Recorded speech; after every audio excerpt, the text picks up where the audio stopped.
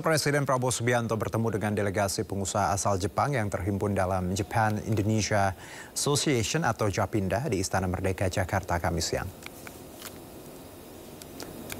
Pertemuan membahas berbagai inisiatif kerjasama termasuk investasi, irigasi, pengelolaan lahan hingga proyek energi strategis.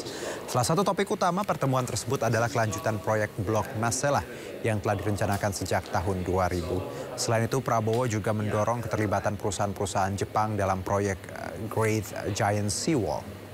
Proyek sepanjang 600 km itu diharapkan dapat melindungi Jakarta dari banjir.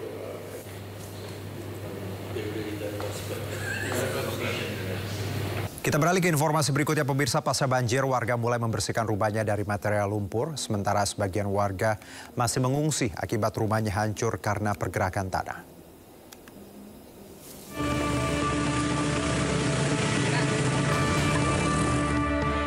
Warga kampung Parung Seah, Segaranten, Kabupaten Sukabumi mulai membersihkan rumah mereka yang sempat terendam banjir setinggi 3 meter. Warga membersihkan lumpur sisa banjir yang masuk ke dalam rumah. Tak hanya itu, warga juga memindahkan perabotan yang bisa diselamatkan dari terjangan banjir. Banjir merendam hampir seluruh barang berharga milik warga. Bahkan, pakaian sekolah anak-anak ikut hanyut terbawa arus banjir. Ya, lah tulisan ya itu keperluan anak-anak, baju. Ya, terus perabotan. Ya, terus apa lagi? Banyak alat rumah tangga habis dah. Cuci TV gitu. Tidak hanya akibat banjir, puluhan warga desa Sukamaju, Kabupaten Sukabumi juga mengungsi akibat pergerakan tanah yang membuat rumah mereka hancur. Mereka mengungsi ke posko pengungsian yang disiapkan oleh Pemprov Jawa Barat di kantor kecamatan. Warga terpaksa meninggalkan rumah mereka sambil menantikan bantuan dari pemerintah.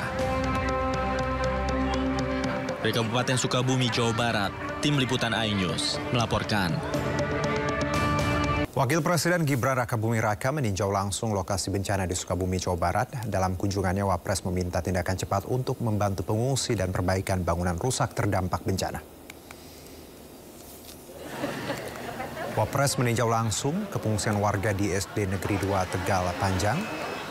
Wapres memastikan tenda pengungsi dalam kondisi layak huni dan kebutuhan pangan tercukupi. Usai menemui pengungsi, Wapres menempuh perjalanan menggunakan sepeda motor memantau dampak tanah longsor. Dalam kunjungannya, Wapres Gibran Rakabuming Raka memberikan arahan kepada seluruh pihak agar memastikan pelaksanaan tanggap darurat berjalan cepat dan maksimal.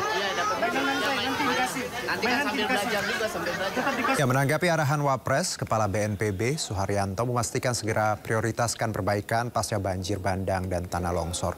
Untuk Kabupaten Sukabumi sebanyak 38 kecamatan dan 101 desa terdampak bencana. Dan peristiwa ini menimbulkan 4 orang meninggal dunia, 6 orang lainnya masih dalam pencarian. Ini rumah-rumah yang rusak, jembatan yang putus, infrastruktur segera kita perbaiki, tanah longsor yang menutup jalan juga didatangkan alat berat. Ini semuanya akan kita perbaiki tentu saja.